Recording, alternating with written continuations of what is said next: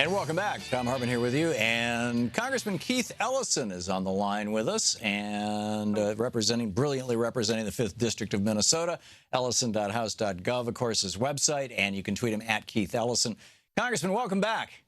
Hey, Thom, how's it going, man? It's great having you with us. I'm wondering your thoughts on these. We're seeing now already literally lines with over 1,000 people in them for early voting this over the weekend. The Republicans have cut over 800 polling places in 6 states that used to be protected by the Article 4 of the Voting Rights Act. Right. Your thoughts as a member of Congress on this? My thought is that we better win so we can get a Supreme Court that'll restore the Voting Rights Act. I mean, my thought is that there's a lot on the line. I have talked with people over the years who do not connect elections with their own lives, but what could be more palpable, more like something you could really feel than standing in a line waiting to vote? And that is a direct result of who is president, who's in Congress, who's in the Senate, and who's on the Supreme Court. Yeah. That's directly related to your life. So if you want to participate in democracy, do you want to stand in a line of 1,000 people or 4,000 people, as I read somewhere? Yeah. I guess maybe that's a cumulative number. I hope it is. No, it was 4,000 people in Ohio, and it's or do you want to vote quickly and efficiently and easily? Yeah. I mean, here's the other deal. Why is it always, people who are conservative and Republican trying to make it hard for other folk to vote? Students, people of color, workers, right, low-income people. Why is it always that way? Well, I think it's pretty simple. The people who want to deny equality and access and prosperity for the majority know that their only way to win is to cut the vote down. Well, apropos of that, if I may play for you about 30 seconds of audio. This is Paul Weyrich. He is the co-founder of ALEC, the American Legislative Exchange Council, the co-founder of the Heritage Foundation. And this was in 1980 when he was helping run the Reagan campaign. I know that quote. Okay, well, here's what he had to say to a group of Republican Christians in a church in 1980. He was trying to organize them. This is when Operation Eagle Eye was going on, back when Bill Rehnquist was, going to Native American and Latino polling places in Arizona and threatening people. Here he is. Now, many of our Christians have what I call the goo-goo syndrome, good government. They want everybody to vote. I don't want everybody to vote. Elections are not won by a majority of people. They never have been from the beginning of our country, and they are not now. As a matter of fact, our leverage in the elections, quite candidly, goes up as the voting populace goes down. That's what's going on. And I'm not hearing any discussion about this in the media. They talk about, hey, there's 4,000 people in line. Isn't that amazing? Instead of, hey, there's 4,000 people in line because the Republicans cut the number of polling places so dramatically. I mean, this is in Arizona from 200 down to 60. In North Carolina, 17 counties have cut. One county, Charlotte's Mecklenburg County, for example, offered 22 locations in 2012. This year, it's only 10. Guilford County in North Carolina, the home to the large historically black college, largely black county, they went from 16 early voting locations to 1. 16 in 2012. Yeah. Well, so that ought to make it really clear. Here's the real irony, Thom, and I just have to be candid with you. The far right, they have identified voter suppression as a clear-cut goal of theirs. But have those of us on the progressive left identified voter expansion as a clear-cut goal that we have to work on 365 days a year, in the off year, all the time? We should. I mean, there was a group of us called Acorn that did, and they took it down. Right. Oh well, there's a reason they took it. There's a reason they put Acorn in the crosshairs. You know what I mean? They're like, hey, we can't have all these people organizing working class people. I mean, there's also something out there called the voting gap, right? Yeah. You familiar with this idea? Where people say if you make over $150,000 a year, which is fine. That's a good thing. We want people to make money. But their voter turnout is about 52%, well over half. But if you look at people who make under 10,000, only about 25% of them turn out, right? Oh man. So here's the reality, and that ignores race, just money. Yep.